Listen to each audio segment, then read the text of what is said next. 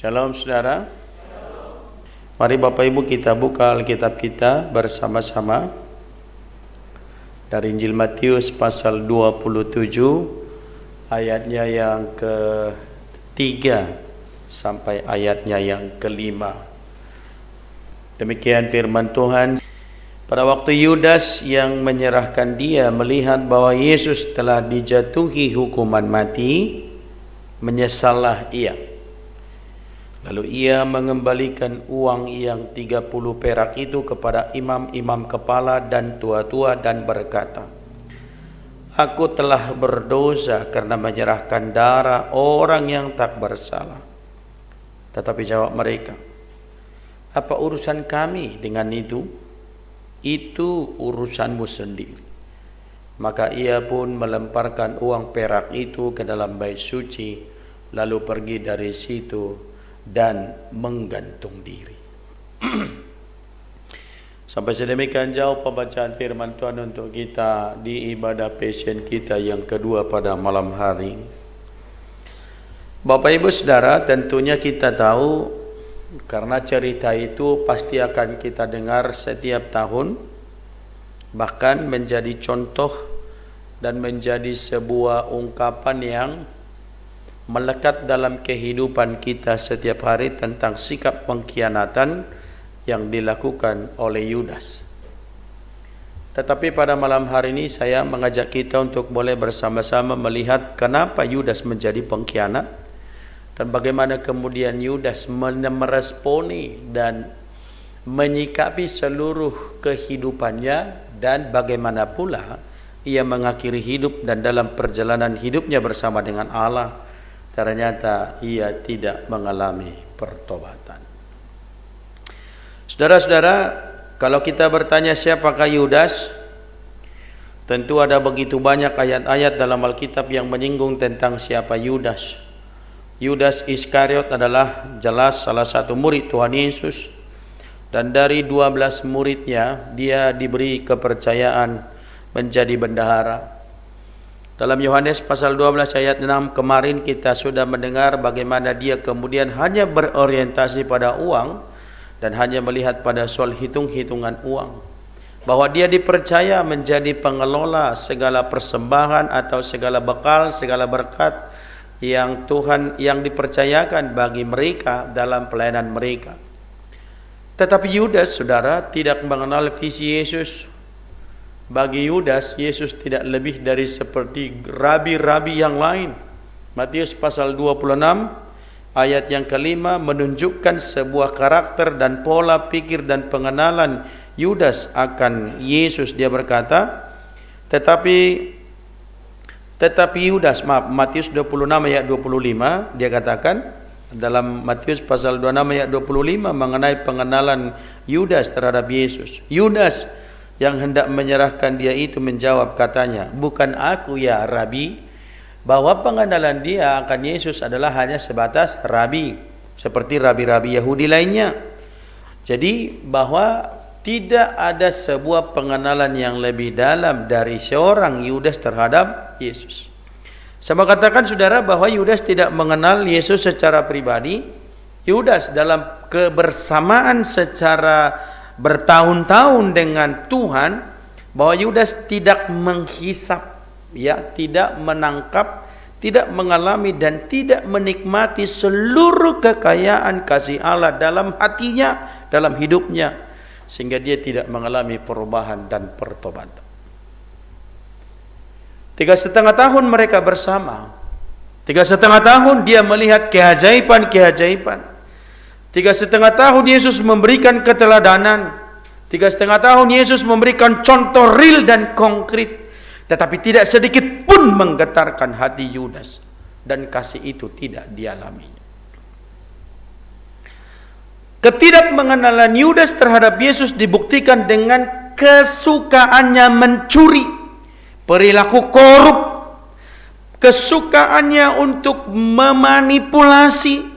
Oleh sebab karena pencurianlah, maka dia berkata bahwa Maria yang menuangkan minyak narwasti itu bodoh. Bahwa dia orang yang suka mencuri. Yudas.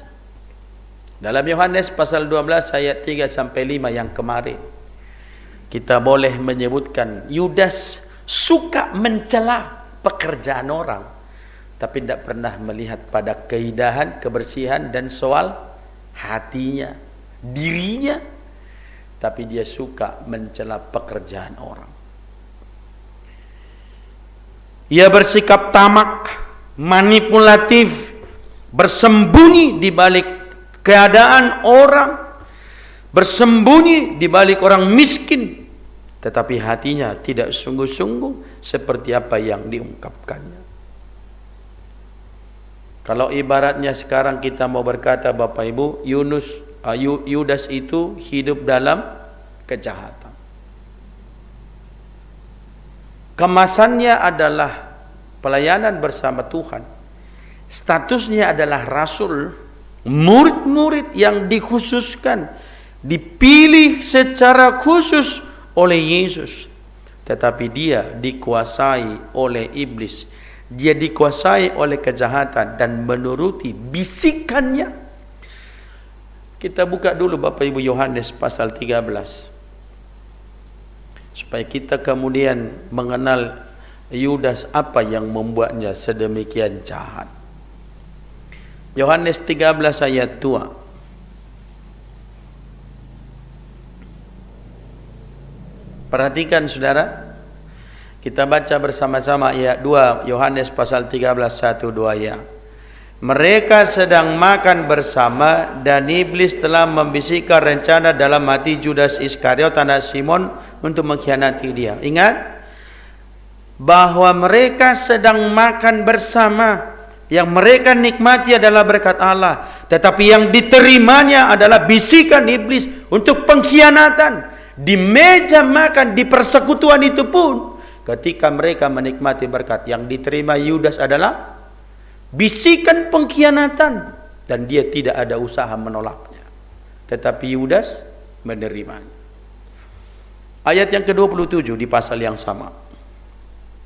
Kita baca bersama-sama ayat 27. Dan sesudah Yudas menerima roti itu, ia kerasukan iblis. Maka Yesus berkata kepadanya, apa yang hendak kau perbuat, perbuatlah dengan segera. Padahal Yesus sudah mengingatkan, kepada siapa aku memberikan roti ini, bahwa dialah yang dipakai. Bahkan dia pun menerimanya. Bahkan hatinya, pikirannya, telinganya tidak dipergunakan dengan baik untuk boleh mendengarkan nasihat Tuhan. Sikap pengkhianat itu yang dia punya. Bapak Ibu, saya mau katakan, suka berkhianat setara dengan kejahatan. Maka siapa yang suka berkhianat adalah orang jahat. Hatinya jahat, pikirannya jahat, dan tindakannya pasti jahat. Dan itu yang terwujud dalam pikiran dan tindakan yang dilakukan oleh Judas. Kita buka saudara Markus 3 ayat 19.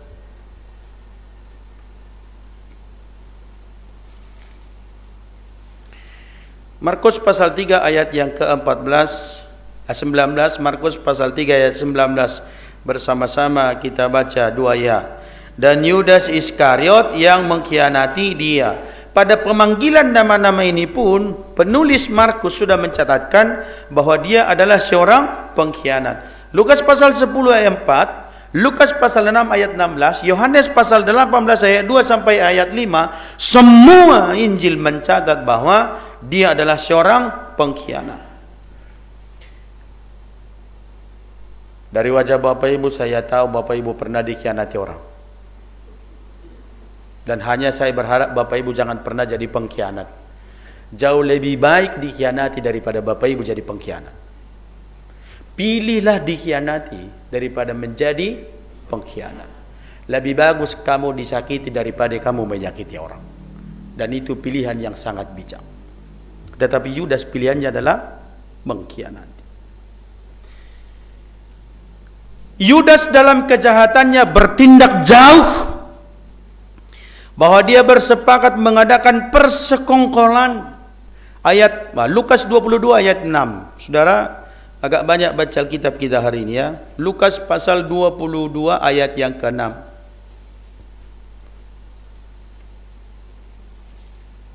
Mari kita membacanya bersama-sama. Lukas pasal 22 ayat yang ke-6. Kita bersama mulai dari ayat 5. 1 2 ya, mulai ayat 5. Mereka sangat gembira dan bermufakat untuk memberikan sejumlah uang kepadanya. Ia menyetujuinya dan mulai dari waktu itu ia mencari kesempatan yang baik untuk menyerahkan Yesus kepada mereka tanpa setahu orang banyak.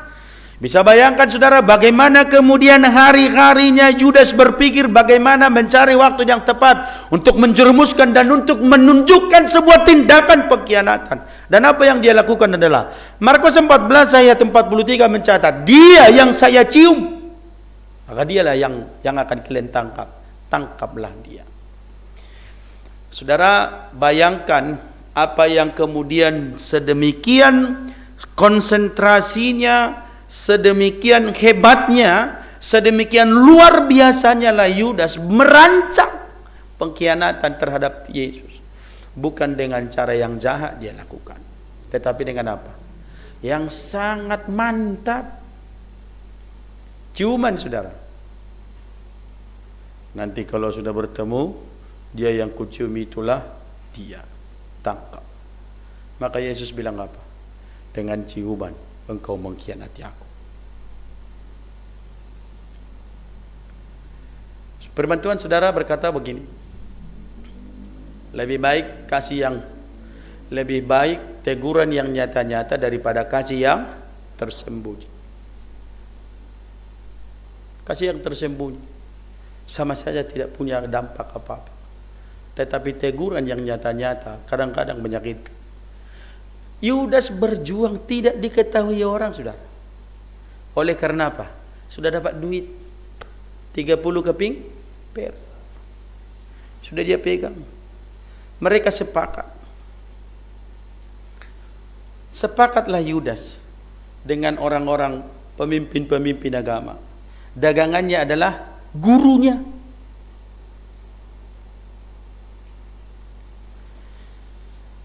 Bapak Ibu, saya mau kasih tahu gambaran kejamnya begini. Sepakatlah anakmu dengan anak orang untuk menjualmu, menghabisi hartamu dan menghabisi seluruh keberadaan. Lalu ketika bertemu dia bilang, aduh papa, katanya dipeluknya. Dan itu tanda pengkhianatan.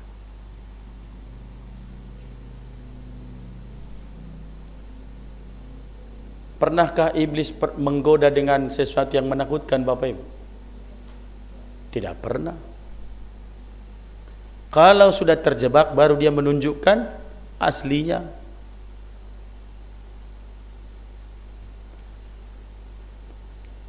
Makan aja tak apa-apa itu enak. Ambil aja tidak apa-apa itu enak. Setan aja menunjukkan dirinya dengan tampilan yang baik awalnya. Bisikannya, mantap. Ada lagu Trio Ambisi, tapi trionya Charles Simbolonya sudah meninggal. Lagunya aja saya ingat. Risi-risi hatani jolma, lamok-lamok hatani sibolis. Artinya, kalau dia masih keras ngomong masih manusia itu. Tapi kalau sudah lembut kali ngomongannya, hati-hati iblis itu. Ketangkaplah misalnya Pak leader ini besok mencuri, lalu saya bilang, nggak apa-apa itu Pak, biasa itu. Iblis yang ngomong Pak, bukan manusia itu. Tapi kalau Bapak ketangkap melakukan kejahatan lalu Bapak ditegur, yang ngomong itu masih manusia Pak, dengarkanlah. Kalau Bapak Ibu sudah melakukan kejahatan, melakukan yang tidak benar dan kebenaranmu itu dikatakan tidak apa-apa, yang ngomong itu iblis yang sedang menjerumuskanmu, hati-hatilah. Tetapi masih ada orang yang berani mengatakan kamu jahat, kamu berdosa, kau tidak benar. Yang ngomong itu masih manusia. Yang ngomong itu masih ingin kita benar. Yang ngomong itu masih ingin kita jauh dari kehancuran. Dengarkanlah. Tetapi kalau sudah dibilang tak apa-apa itu, biasa itu, mainkan lagi. Nah, iblis itu yang ngomong. Sebentar lagi menyesal tidak ada gunanya. Bahwa rancangan yang dirancang oleh Yudas luar biasa saudara, tak terpikirkan oleh orang lain, dicium. Maka kalau ada yang memujimu jangan buru-buru langsung berbangga. Tidak semua pujian itu adalah pujian, ya kan? Bunyinya aja bunyi pujian, sejatinya tidak. Maka jangan terlalu senang. Para ibu-ibu, para wanita jangan senang dibilang, aduh ibu cantik kali. Enggak, belum tentu. Padahal kan wanita kan senang dibilang, wah ibu cantik kali hari ini. Padahal mereka sadarnya ibu-ibu makin gemuk. Tapi senang aja. Ya tidak usah didebat lah ya. Karena ibu pendeta makin gemuk ya. Bahwa memang manusia begitu senang disanjung saudara. Tapi jangan terlalu senang kalau disanjung. Hati-hati yang menanjungmu itu besok yang akan menjatuhkanmu blek gitu. Hati-hatilah. Judas melakukan. Dalam sebuah kerangka perjalanan via dolorosa yang dijalani oleh Tuhan, pengkhianatan dilakukan, pembusukan dari dalam. Pembusukan dari mana? Dari dalam. Muridnya yang tahu seluk-beluk semua kegiatan Yesus, dia tahu persis. Maka yang tahu kapan menjerat Yesus secara rutinitas dan kegiatannya siapa? Muridnya, Judas. Bisikan itu dia tangkap lalu dia turun. Saudara-saudara yang saya kasih di dalam Tuhan, ya betul Judas hidup dalam kejahatan. Tapi kemudian dia melihat, firman Tuhan yang kita baca hari ini dikatakan bahwa dia menyadari perbuatannya salah. Judas menyadari bahwa apa yang dia lakukannya tidak benar. Ketika dia melihat bahwa Yesus diadili, dia disesat, dia dipukuli, dia dihajar, Yudas mencoba kemudian membuat kesepakatan baru dengan orang-orang yang pertama dia sepakat supaya Yesus dilepaskan. Ayat 3 dikatakan, aku telah salah, bahwa aku telah menyerahkan orang yang tidak punya salah. Ketika dia melihat apa yang dilakukan terhadap Yesus, dia menyesal saudara. Yudas menyesal. Mencoba menebus kesalahannya dengan mengembalikan uang hasil penjualan. Semua yang dia lakukan dia sesali, tetapi penyesalan yang tidak berguna saudara. Tidak ada yang peduli. Yudas ibarat seorang pemburu. Tahu pemburu yang ingin merampas makanan dan daging yang sedang berada di mulut singa. Yudas menyesali perbuatannya. Yudas menyesali perilakunya. Tetapi penyesalannya salah sasaran. Ibarat seorang pemburu yang sedang berburu, dia ingin berebut makanan dengan singa buas. Jangankan makanannya, pemburunya pun akan dimakan. Pemburunya pun akan menjadi makan tambahan bagi binatang buas. Tetapi apa yang dilakukan oleh Yudas saudara-saudara? Sadar sudah berbuat jahat kepada orang yang tidak melakukan kesalahan. Dia menemui pemimpin agama, mengaku sepertinya dia mulai sadar, tetapi tidak ada gunanya. Sebab para pemimpin agama sedang dimabuk perasaan menang. Bertahun-tahun mereka gusar dan gelisah melihat Yesus dalam semua pengajaran, dalam semua pengaruh, dalam semua mujizat yang dilakukannya. Lalu mereka sekarang sudah menangkapnya. Mungkin dilepaskannya? Enggak mungkin sudah. Mereka sedang pesta pora, mereka sedang euforia yang luar biasa, mereka sedang bersorak-sorak berbahagia. Lalu Yudas datang mencoba menebus kesalahannya, percuma. Mereka sedang berhasil menangkap Yesus dan mereka sedang berhasil untuk menyidang Yesus. Dan Yudas merada. Yudas menemui jalan buntu dan Yudas putus asa. Tetapi sayang, menyesal tidak sama dengan bertobat. Saudara, mungkin berulang kali kita sudah menyesal, tetapi bertobat belum. Yudas menyesal menjual Yesus? Menyesal. Alkitab mencatat, aku menyesal. Aku menyesal, aku telah berdosa karena menyerahkan darah orang yang tidak bersalah. Aku telah salah, bahwa Yudas mengakui kesalahannya. Dia menyesali perbuatannya, tetapi dia tidak melakukan pertobatan. Apa yang dilakukannya? Bunuh diri, saudara. Ia tidak mengakui dosanya kepada Yesus. Ia tidak mengakui kesalahannya di hadapan Tuhan. Ia tidak datang kepada Allah. Ia tidak datang kepada Dia. Ia tidak datang kepada Tuhan yang berhak dan berkuasa mengampuni orang dalam dosanya. Tetapi Yudas memilih bunuh diri. Ia mati dalam dosa. Ia mati dalam maut. Dan dia mati secara tragis dan konyol. tanpa mengalami pertobatan. Apakah hanya Yudas yang berkhianat, saudara? Tidak. Semua murid-muridnya berkhianat. Petrus berkhianat. Petrus bilang, kalau semua mereka kabur, saya tidak. Mati bersama dengan engkau pun aku siap. Tapi Yesus bilang, sebelum ayam berkokok, kamu sudah menyangkal aku 3 kali. Kayaknya dari logatnya kamu sama-sama dengan dia. Enggak kenal aku dia itu. Lalu sebentar lagi apa dia bilang? Nampaknya kau sering ku tengok berjalan sama Yesus ini. Wah, kau salah lihat kali. Banyak orang yang mirip. Enggak betul itu.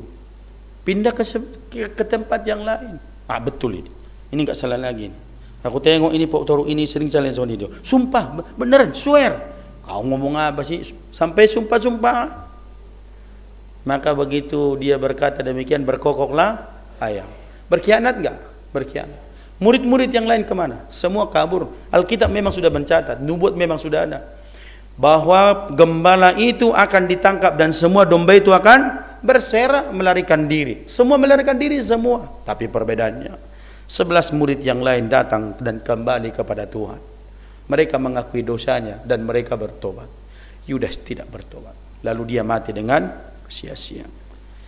Perbedaannya adalah bahwa penyesalan itu tidak hanya berhenti pada soal penyesalan, tetapi kemudian mereka datang mengaku dosa kepada Allah, mereka datang mengakuinya kepada Tuhan. Lalu mereka berkumpul dan berdoa mengaku dosa dan bertobat. Satu-satunya yang tidak bertobat adalah Yudas, tidak mengakui kesalahannya, tidak datang kepada Allah, malah mengambil jalan yang keliru dan dia gantung diri. Seluruh isi perutnya terburai. Mati yang tragis. Pemimpin-pemimpin agama menerima uangnya? Tidak boleh membawa uang seperti ini ke rumah Tuhan, katanya. Maka dibelilah sebidang tanah yang disebut dengan Akaldama, tanah darah. Sebuah peringatan terhadap sebuah pengkhianatan, saudara. Ada.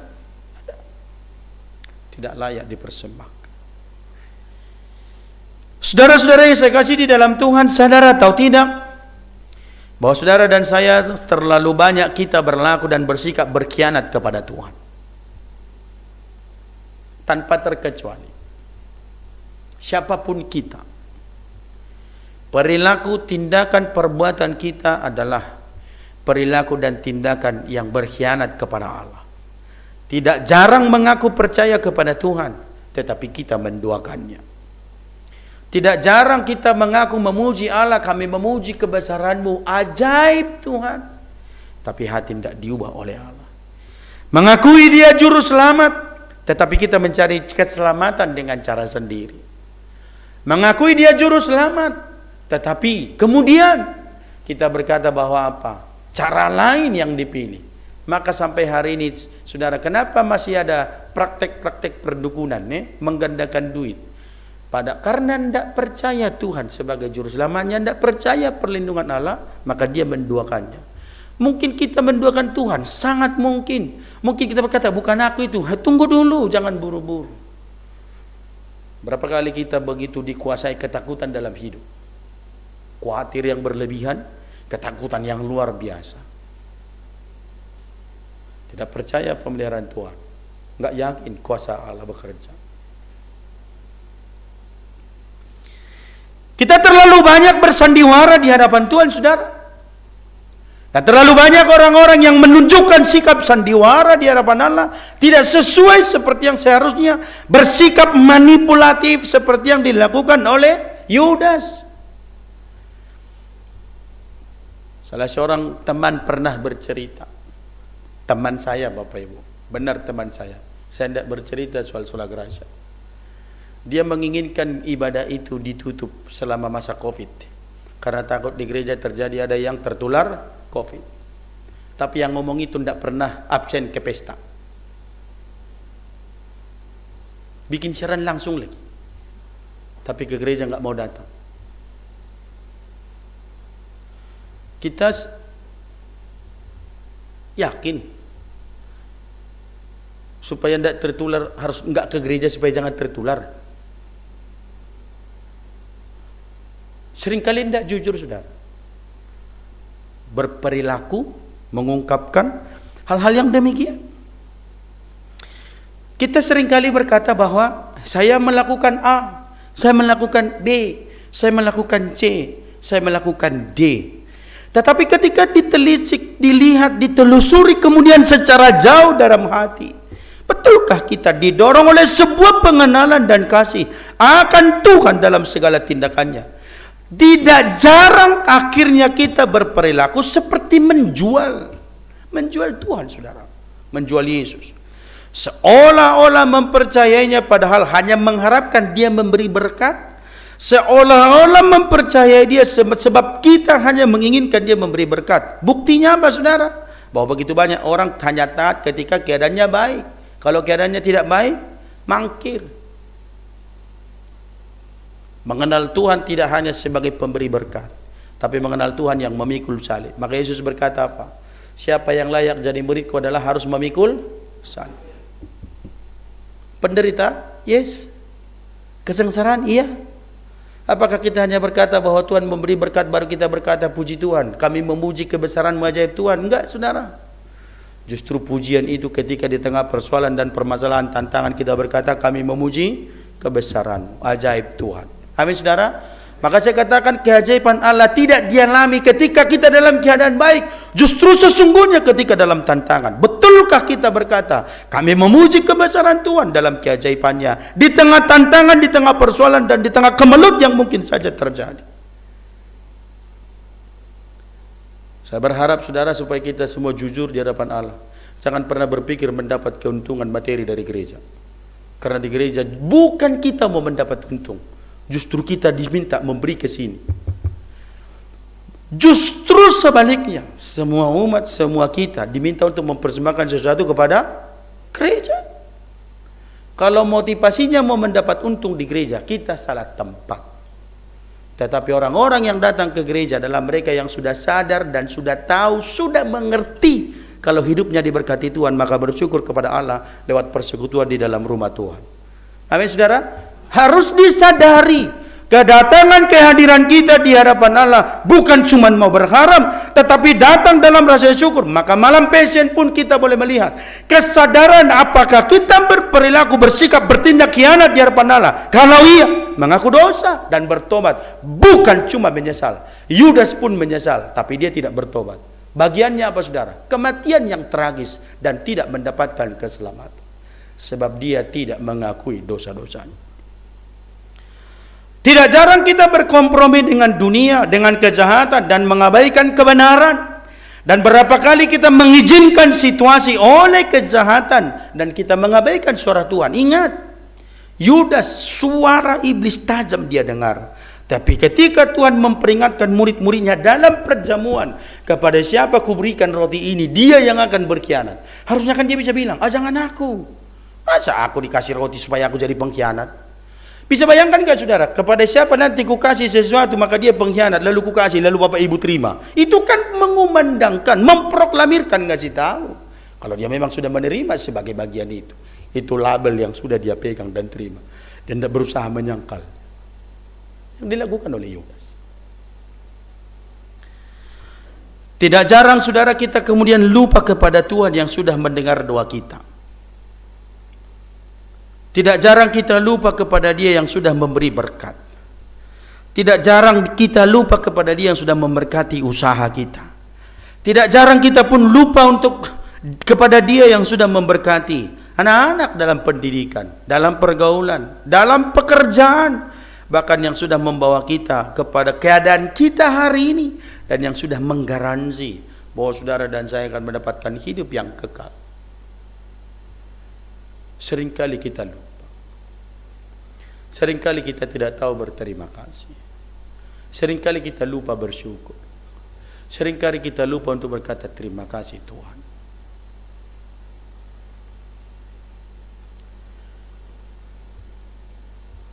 Mari kita merenungkan dengan sungguh-sungguh, saudara. Apakah kita sudah mengenal Tuhan secara pribadi?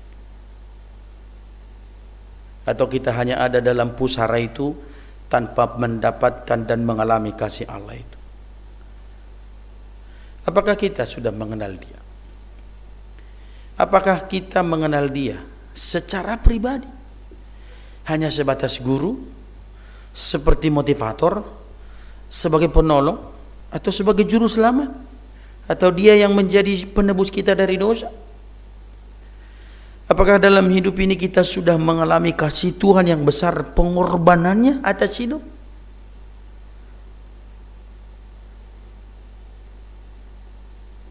Berapa kali kita mengkhianati dia?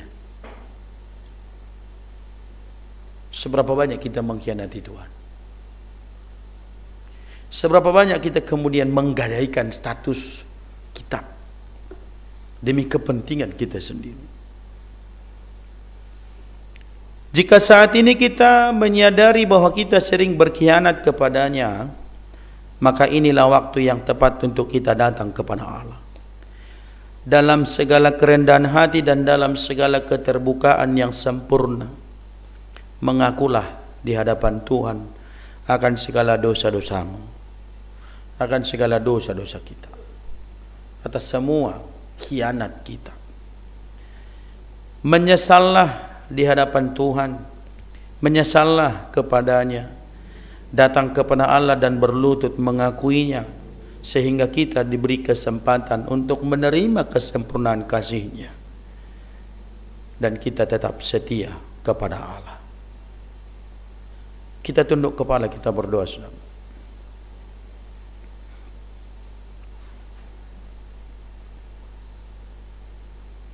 Tidak ada di antara kita yang tidak pernah berkhianat terhadap Tuhan. Saya, saudara, kita semua adalah orang-orang yang tidak jarang menjadi pengkhianat di hadapan Allah.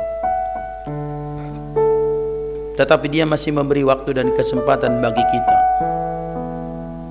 Kesempatan untuk mengaku dosa, kesempatan untuk bertobat, kesempatan untuk mengakui segala kejahatan kita. Dan dalam pengakuan itu kita boleh berkata, Tuhan, aku berdosa kepadamu, aku menyesalinya, dan aku mau Tuhan mengampuniku. Tuhan memberi kita kekuatan dan kemampuan untuk melakukan yang berkenan kepada Allah. Kita berdoa, saudara, secara pribadi.